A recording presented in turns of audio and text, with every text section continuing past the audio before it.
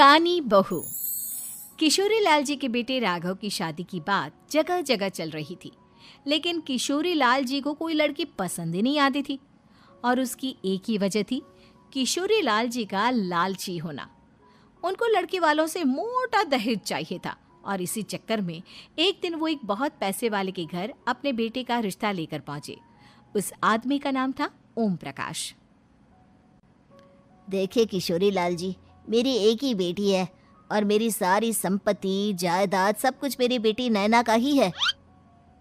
पापा, नाम से लगता है बहुत खूबसूरत होगी। कितना अच्छा नाम है ना, नैना। ओ, वैसे बात तो सही है आपकी। अब इतना पैसा है, जमीन जायदाद है, इकलौती बेटी, आप भी क्या करेंगे? सब कुछ उसे ही देंगे ना। बिल्कुल ठीक पहचाना आपने।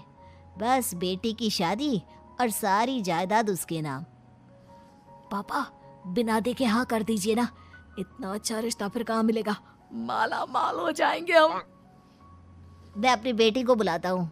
अरे नहीं नहीं नहीं नहीं, आपकी बेटी का नाम नैना है, सुनकर ही लगता है बहुत सुंदर होगी। रहने दीजिए अंकल, मैं तो आपकी बेटी के नाम से ही इतना खुश हो गया हूँ कि उसे बिना देखे शादी करने को तैयार हूँ। अब तो मैं उसका चेहरा सीधे शादी के बाद ही देखूंगा।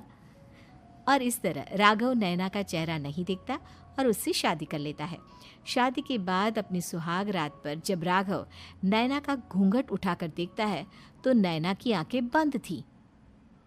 कितने खूबसूरत हो तुम नैना, जरा अपनी आंखें खोलकर मेरी तरफ देखो तो सही। नहीं, मुझे शर्म आती है। अरे, मैंने तुम्हें शादी से पहले भी नहीं देखा, और अब अगर तुम आंखें खोलकर मुझे देखोगी भी नहीं तो मुझे अच्छा कैसे लगेगा? इससे पहले कि नैना अपनी आंखें खोलकर राघव की तरफ देखती, अचानक से लाइट चली गई और राघव नैना को पूरी तरह से देख भी नहीं पाया। अगली सुबह नैना राघव के लिए नाश्ता बनाकर लेकर आई। अरे ये क्या, आधा पराठा सेका हुआ है और आधा बिल्कुल कच्चा। ये तुमने क्या किया नैना? बहू, तुमने क्या आधा पराठा तवे से नीचे लटका कर रखा था, जो आधा सेका है और आधा कच्चा? मुझे जितना दिखेगा उतना ही तो सीखूंगी ना पापा जी। जहाँ जहाँ मुझे नजर आ रहा था वहाँ मैंने सीख लिया, जहाँ जहाँ नहीं दिखा वहाँ कच्चा रह गया होगा। इसका क्या मतलब है? ये कैसा मजाक कर रही है तुम? अरे बहू, तुमने इतना लंबा घूंघट क्यों लगाया हुआ है? देखो, हमारे घर में बहुओं को बेटी की तरह रखा जाता है, और फिर तुम तो इतना सारा माल लेकर आई हो। देखो, ये घूंघट डालकर रखने की कोई ज़रूरत नहीं है। हाँ नैना, पापा जी ठीक कह रहे हैं, तुम तो आराम से रहो, अपना ही घर समझो। नैना अचानक से अपना घूंघट उठा लेती है। अरे ये क्या पापा, नैना की तो एक आंख फूटी हुई है। नाम से नैना, लेकिन ये तो कानी बहू निकली। मेरे साथ धोखा हुआ है, धोखा। बिना दिखाए अपनी कानी लड़की मेरे संग ब्याह दी। मुझे कानी बीवी नहीं चाहिए।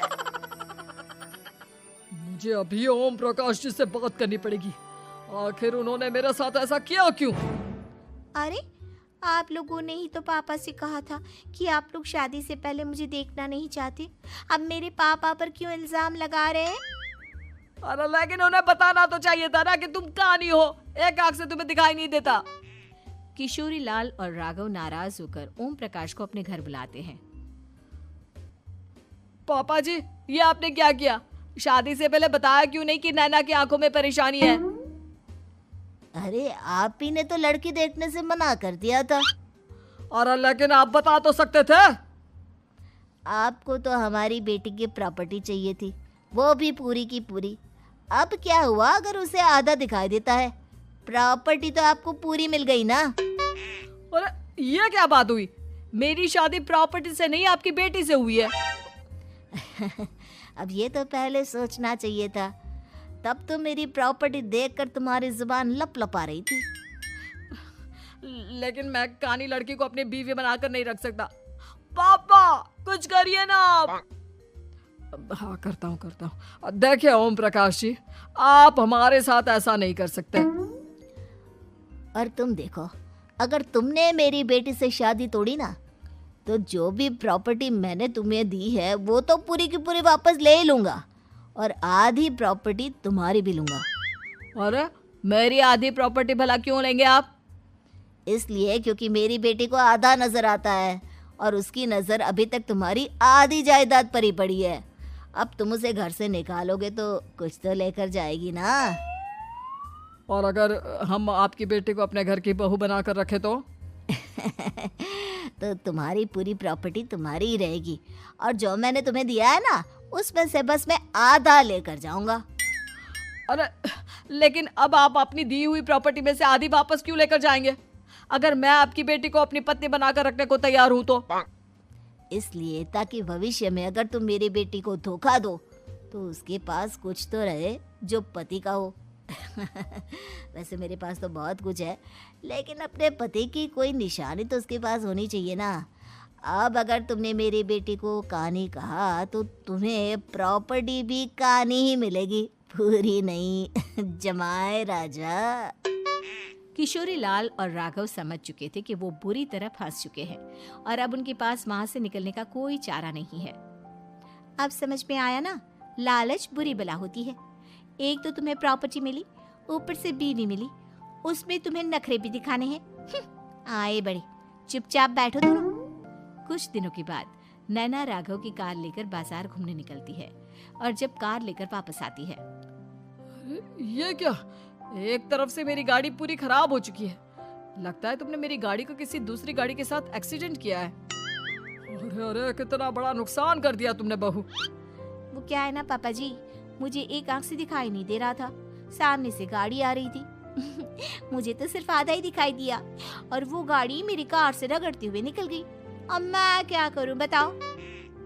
आप इसे ठीक कराने के पैसे कौन देगा? तुम्हारे पापा।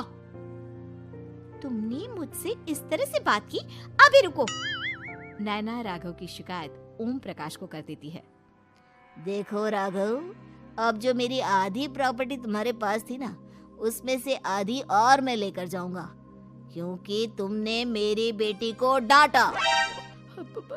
अरे नहीं नहीं पापा जी, गलती हो गई, माफ कर दो।